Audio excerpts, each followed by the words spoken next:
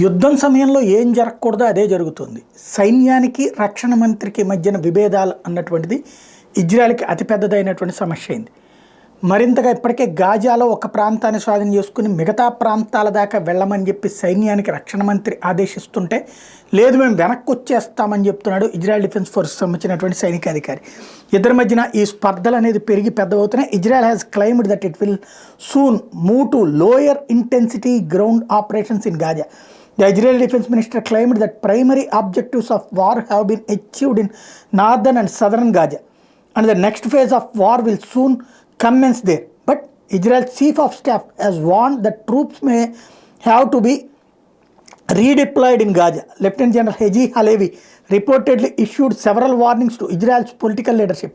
We face the erosion of our achievements up till now in the war because there is no strategy for the day after. It is possible that we will have to go back into areas where we have already completed the fighting. Halvai warned as per channel 30 news. ఇది ఇద్దరి మధ్యన స్పర్ధలు మరి media పెడుతున్నాయో లేకపోతే ఎట్లా అనేది తెలియదు. మేము వెనక్కి పోతామని సైన్యం చెప్తుంటే లేదు ముందుకెళ్ళాలని చెప్పి అక్కడ ఉన్నటువంటి ప్రభుత్వం చెప్తోంది. ఏం జరుగుతుందనేది చూడాలి.